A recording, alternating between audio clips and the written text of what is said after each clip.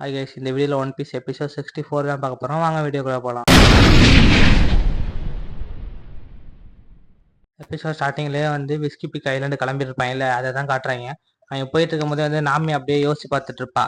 என்னடா இது இவ்வளோ பனியாக இருக்குது, நம்ம வெதர் நார்மலாக இருக்கும்னு நினச்சேன், ஹாட்டாக இருந்தால் கூட பரவாயில்ல, இந்த மாதிரி குளிர்கிட்டு இருக்குது, இல்லை எப்படி நம்ம சர்வே பண்ணுறது அப்படின்னு சொல்லிட்டு ஒரு சைடு பார்த்துட்டு இருப்பா. அந்த டைம் கீழே லூஃபி ஒரு சிலையை செஞ்சுட்டு இது எப்படி இருக்குது உசோப்பு அப்படின்னு சொல்லி உசோப்பை கேட்டுட்டு இருப்பானா. உசோப் உடனே டேய் நான் உன்னோட நல்லாவே பண்ணுவேன்டா, நீ இதை பாருடா அப்படின்னு சொல்லிட்டு காயா மாதிரியே ஒரு சிலையை பண்ணி வச்சிருப்பான். இதை லூஃபி பார்த்து டேய் உசோப் சூப்பரா இருக்குடா, வேற லெவல்டா, இந்தா இதை வச்சுக்க அப்படின்னு சொல்லிட்டு ஒரு கட்டையை வச்சு அட்டாக் பண்ணிடுவானா. பார்த்தா காயோட தலை காணா போயிடும். உடனே உசோப் பாலா அந்த ஐஸை வச்சு லூஃபி அடிச்சிட்டு இருப்பான். லூஃபி ஃபர்ஸ்ட் அந்த சிலையை பாரு அப்படின்னு சொல்லிட்டு சிலையை பார்த்து இன்னும் கடுப்பாயிருவான். டேய் என்னடா ஃபுல்லா உடச்சிட்டியா அப்படின்னு சொல்லிட்டு அவன் கடுப்பாயிட்டு ரெண்டு பேரும் மாத்தி மாத்தி சண்டை போட்டுட்டு இருப்பாங்க. இதெல்லாம் எல்லாத்தையும் நாமே பார்த்துட்டு தான் இருப்பா. இவங்க என்னடா பனிலே இந்த மாதிரி விளையாண்டுட்டு இருக்காங்க, இவங்களால மட்டும் எப்படி முடியுது அப்படி சொல்லிட்டு அந்த டைம் நம்பர் 9 சொல்லுவான், உங்க கப்பலை ஹீட்டர் கூட இல்லையா சொல்லிட்டு உடனே நாமே கத்த ஆரம்பிச்சிருவா. நீ வாய மூடுறா, உடனே இந்த கப்பலை ஏத்துறதே நான் தான் அப்படின்னு சொல்லிட்டு இருப்பா. அப்ப இந்த வெதர் எப்ப மாறப்போகுதுன்னே தெரில, என்னமோ தெரில, எல்லா வெதரும் வந்துட்டு இருக்குது, இதுல கிராண்ட்லைன் குள்ளர் என்ன நடக்குதுன்னே தெரில அப்படின்னு சொல்லிட்டு இருப்பா. உடனே வெனஸ்டே சொல்லுவாங்கப்பா, உன் டேரக்ஷனை ஃபர்ஸ்ட் நீ செக் பண்ணியா, கிராண்ட்லைனை பொறுத்த வரைக்கும் நீ டேரக்ஷனை செக் பண்ணிக்கிட்டே இருக்கணும் அப்படின்னு சொல்லிட்டு இருப்பாளா. நான் இப்பதானே செக் பண்ணிட்டு வந்தேன் அப்படின்னு சொல்லிட்டு இருப்பா. உடனே அதுல போய் லாக் போஸ்ட் எடுத்து பார்த்துட்டு இருப்பா. பார்த்த உடனே கத்த ஆரம்பிச்சிருவா, எல்லாரும் வாங்கடா வெளியில வாங்கடா அப்படின்னு சொல்லிட்டு. என்னன்னு சாஞ்சி உசோப்பு லூஃபி எல்லாம் பார்த்துட்டு இருப்பாங்க. உடனே சொல்லுவா, கப்பா திருப்பங்கடா, அது 180 டிகிரி திருப்பங்கடா அப்படின்னு சொல்லிட்டு இருப்பா. ஏன்னு சொல்லி எல்லாரும் கேட்டுட்டு இருப்பாங்க. டே நம்ம அப்படியே ஆப்போசிட் டைரக்ஷன்ல போறோம், இங்க இருந்து நம்ம கிளம்பி ஆகணும் அப்படின்னு சொல்லிட்டு இருப்பா. உடனே அந்த நெவீந்திரா பொண்ணதான் காட்டுவாங்க. அவைய பேசிட்டு இருப்பா. டேய் இவ நேவிகேஷன் ஸ்கில்லுக்கே தகுதி இல்லடா, கிராண்ட்லைன் குள்ளர்லாம் எதுக்கு வரானே தெரில இவெல்லாம் அப்படின்னு சொல்லிட்டு இருப்பானா. இதுல எல்லாத்தையும் நாம கேட்டுட்டு வாயை மூடி, நான் எனக்கு பாத்துக்க தெரியும், நீங்க மட்டும் என்னடா பண்றீங்க, வெளியில வேலையை பாருங்க அப்படின்னு சொல்லிட்டு அவன் தள்ளி விட்டு இந்த வேலையை பாரு அந்த வேலையை பண்ணி எல்லா வேலையும் சொல்லிட்டு இருப்பா. உடனே கப்பலை திருப்பி ஆகணும், அது 180 டிகிரி திருப்புங்க, போற வழியில என்ன வேணாலும் நடக்கலாம், அதனால எல்லாரும் சேஃபா இருங்க அப்படின்னு சொல்லி அவ ஒரு சைடு கத்திட்டு இருப்பா. ஆனா நம்பர் 9 வேலை செய்யாம இருப்பானா. அவனுக்கும் 4 போட்டு வேலையை பாருடா அப்படின்னு சொல்லிட்டு அவங்களும் வேலை பார்த்துட்டு இருப்பாங்க. பார்த்தா நார்மலா இருக்கிற மாதிரியே இருக்கும் அந்த வெதரு. திருப்பி புயல் காத்த மாதிரி காத்தடிக்க ஆரம்பிச்சிரும். இது எல்லாத்தையும் நாமே பார்த்துட்டு இங்கேருந்து எப்படியாவது தப்பிச்சு போயே அவன்டா, என்ன தப்பு பண்றேனே தெரியலையே, என் நேவிகேஷன் ஸ்கில் எல்லாமே வேஸ்டா போதே அப்படின்னு சொல்லி பார்த்துட்டு இருப்பான். அப்புறமேட்டு ஏத்தப்பல ஒரு கல் வரும், அதுல முட்டக்கூடாது அப்படின்னு சொல்லிட்டு கப்பலை அப்படியே கொண்டு போவாங்க.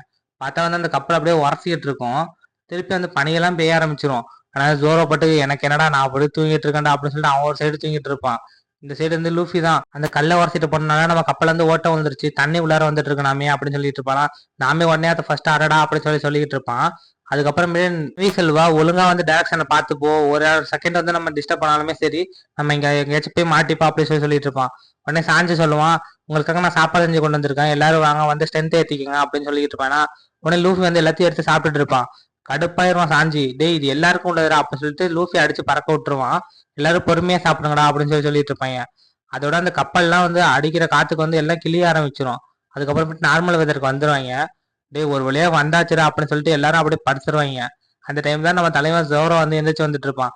இவங்க என்னடா இந்த டைம்ல இப்படி மல்லாந்து படுத்துக்கிட்டு இருக்காங்க, இவ்வளவு டயர்டாவா, என்ன வேலை பார்த்தாங்கன்னு தெரியல அப்படின்னு சொல்லிட்டு அவன் புலம்பிட்டு இருப்பான். அது மட்டும் இல்லாம ஏதாவது வேலை பக்கம் எதுக்கா சும்மா இருக்கீங்க அப்படின்னு கேட்பாங்களா. உடனே எல்லாரும் 3 பேர் கடுப்பாயிருவாங்க, வாய மூடிட்டுறா அப்படின்னு சொல்லிட்டு லூஃபிட்ட போயிட்டு எங்க போறான்டா அப்படின்னு கேட்டுட்டு இருப்பான். நம்ம விஸ்கி பிக்ன்ற ஐலாண்டுக்கு தானே போறோம் அப்படின்னு சொல்லிட்டு இருப்பானா. இவங்க 2 பேர் எதுக்கு இங்க இருக்காங்க, நம்ம கப்பல எதுக்கு இவங்க இருக்காங்க அப்படின்னு சொல்லி கேட்டுட்டு இருப்பானா. அப்ப லூஃபி தான் சொல்லுவான், இல்லடா அவங்க நம்ம கூட வரதா சொல்லியிருக்காங்க, அவங்க ஐலாண்டு தானே போறோம், கொஞ்சம் ஹெல்ப் பண்ணி விடுவோமே அப்படின்னு சொல்லிட்டு இருப்பான். உடனே ஜோரா அவங்க கிட்ட போயிட்டு, டேய் நீங்க மட்டும் ஏதாவது ஒண்ணு பண்ணீங்கன்னு தெரிஞ்சுன்னு வச்சுங்களேன், உங்களை கொல்ல கூட நான் தயங்க மாட்டேன்டா அப்படின்னு சொல்லிக்கிட்டு இருப்பான். பார்த்தா ஒரு அடி விழுவும். யாருன்னா நாமி தான். டேய் இவ்வளவு நேரம் நீ எங்கடா போன, நாங்க எவ்வளவு கஷ்டப்பட்டு தெரியுமா, நீ சொகுசா தூங்கி இந்த ஸ்டோரியா அப்படின்னு சொல்லிட்டு நாமி போட்டு வெளுத்து வாங்கிடுவான் அவனை. அது மட்டும் இல்லாம நான் இடத்துக்கு புதுசு தான், நான் ஆனா இதை ஈஸியா பழகிப்பேன், என் நேவிகேஷன் ஸ்கில்ல வச்சு நான் எல்லாத்தையும் கத்துப்பேன் அப்படின்னு சொல்லிட்டு அவ ஒரு சைடு சொல்லிட்டு இருப்பா.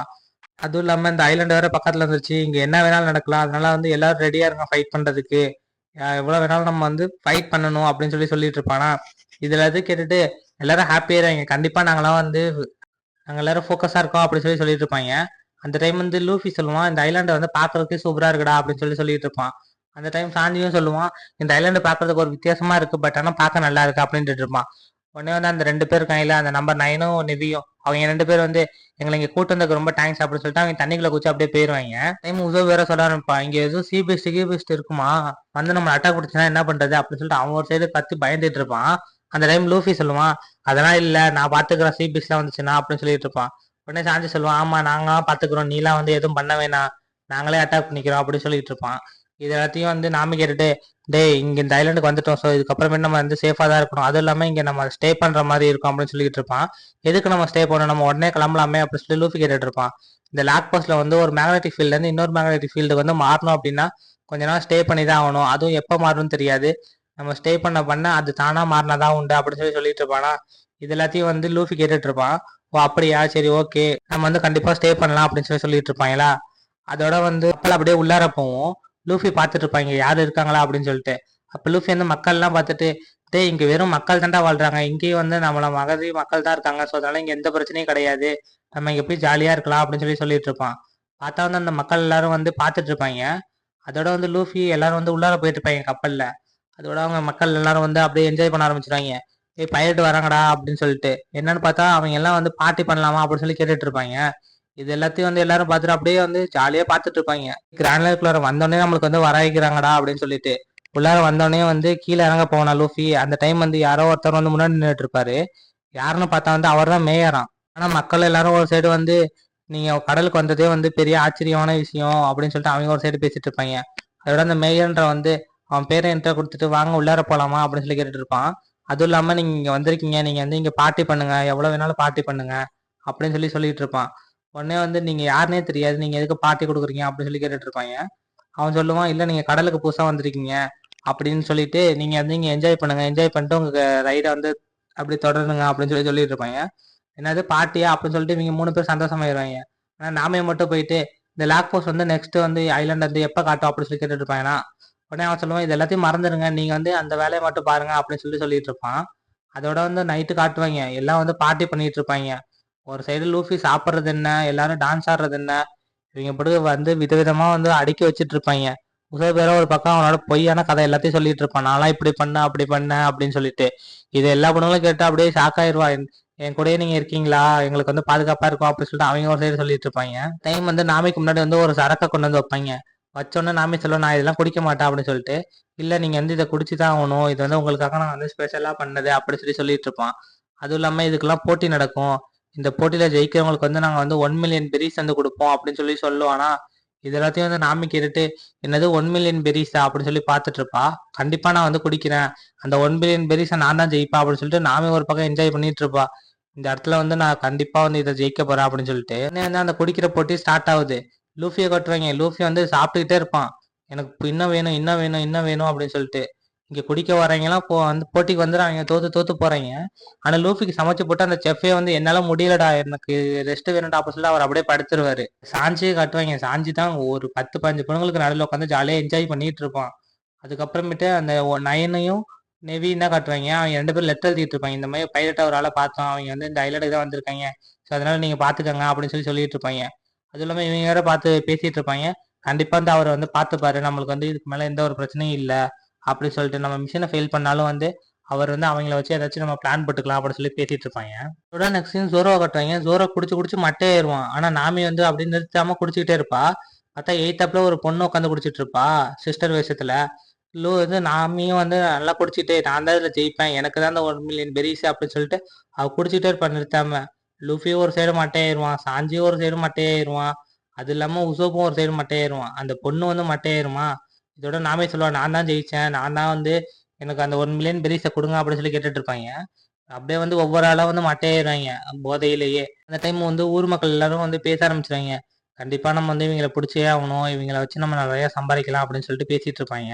அந்த மேயர்ன்றவன் வந்து வெளியில வருவான். வெளியில வந்து பார்த்தா வந்து நம்பர் 9ம் வில்லியமும் அங்கதான் இருப்பாங்க 2 பேரும். இதை பார்த்துட்டு வந்து, எதுக்கு நீங்க இவ்வளவு செலவு பண்ணீங்க, இவ்வளவு செலவு பண்ணலாம் அவசியமே இல்லையே, இவ்வளவு எதுக்கு வந்து வேஸ்ட் பண்ணீங்க ஃபுட்டை, நம்மளுக்கு ஆல்ரெடி ஃபுட்டே இல்லையா அப்படின்னு சொல்லி பேசிட்டு இருப்பாங்க. அந்த டைம் வந்து அந்த சிஸ்டர் வந்தால அவ வந்து அவ வேஷத்தை கலைச்சிட்டு வருவா. நான் தான் மண்டே அப்படின்னு சொல்லிட்டு பார்த்தா இவ பேர் மண்டே. இவ வந்து சொல்லிட்டு இருப்பா, ஆமா நம்ம எதுக்கு இவ்வளவு செலவு பண்ணா அப்படின்னு சொல்லி சொல்லிட்டு இருப்பானா. உடனே வந்து அந்த மேயர் சொல்லுவாரு, இந்த போஸ்ட்டை ஃபர்ஸ்ட் பாருங்க, இந்த போஸ்ட்டை பார்த்துட்டு அதுக்கப்புறமேட்டு நீங்க என்கிட்ட பேசுங்க அப்படின்னு சொல்லி சொல்லிட்டு இருப்பா. என்ன போஸ்ட் பார்த்தா லூஃபியோட வாண்டர் போஸ்ட் தான். அதுல கூட 30,000 பவுண்டரி இருக்குல்ல, அது எல்லாத்தையும் பார்த்துட்டு, என்னது இவனுக்கு இவ்வளவு பவுண்டரி இருக்கா, இவன்ட்ட நம்ம வச்சுக்க கூடாது அப்படின்னு சொல்லி ஒரு சைடு பேசிட்டு இருப்பாங்க. அதுவும் இல்லாம அவனை கொன்னா வந்து நம்மளுக்கு பவுண்டரி கிடைக்காது, பாதி தான் கிடைக்கும், அதனால அவனை கொல்லாம நம்ம வந்து கவர்மெண்ட் ஒப்படைக்க போறோம், கவர்மெண்ட் இதை பார்த்துப்பாங்க அப்படின்னு சொல்லி சொல்லிட்டு இருப்பானா. இது எல்லாத்தையும் கேட்டுட்டு என்னது எப்படி நம்ம இவனை காப்பாற்ற போறோம் அப்படின்னு சொல்லி சொல்லி பேசிட்டு இருப்பாங்க. அதுவும் இல்லாம வந்து இவனை எப்படியாச்சும் நம்ம ஒப்படைச்சே ஆகணும் அப்படின்னு சொல்லிட்டு பேசிட்டு இருப்பாங்க. இதை நம்ம வந்து கேப்டனுக்கு வந்து இன்ஃபார்ம் பண்ணிட்டா அவர் வந்து இது எல்லாத்தையும் பார்த்துப்பாங்க அப்படின்னு சொல்லி சொல்லிட்டு இருப்பாங்க. அந்த டைம் வந்து ஜோரோவை கட்டுவாங்க. ஜோரோ இடத்துக்கு மேல நின்று பேசிட்டு இருப்பான். டேய் என்னடா பண்றீங்க இங்க கூட்டமா வந்து அப்படின்னு சொல்லி பேசிட்டு இருப்பானா. அதோட இல்லாம சத்தமே இல்லாம பேசணும், இங்க இருந்து என் ஃப்ரெண்ட்ஸ் தூங்கிட்டு இருக்காங்க அப்படின்னோடனே என்னடா அப்படின்னு சொல்லி அவங்களும் கத்த ஆரம்பிச்சாங்க. டேய் நீங்களா CP0 தானடா அப்படின்னு சொல்லி அவனும் கேட்க ஆரம்பிச்சிருவானா. எங்களை பத்தி எப்படா உனக்கு தெரியும், நீ யாருடா அப்படின்னு சொல்லி கேட்டுட்டு இருப்பாங்க. உடனே ஜோரோ சொல்லுவான், நான் ஆல்ரெடி பவுண்டரி என்றாதாண்டா இருந்தேன். அப்படி இருக்கும் போதே வந்து எனக்கு ஒரு ஆர்டர் வந்துச்சு. அந்த லெட்டர்ல வந்து உங்களை மாதிரி தான் வந்து இருக்க சொன்னாங்க. உங்களுக்குன்னு தனியா ஒரு யூனிக் கோடு இருக்கும். அது இல்லாம வந்து நீங்க உங்களோட இதை யார்கிட்டையும் வெளியில சொல்லக்கூடாது அப்படி இப்படின்னு சொல்லிட்டு நிறைய இருக்கு. எனக்கு அப்படி இருக்கிறதுலாம் இஷ்டம் இல்ல.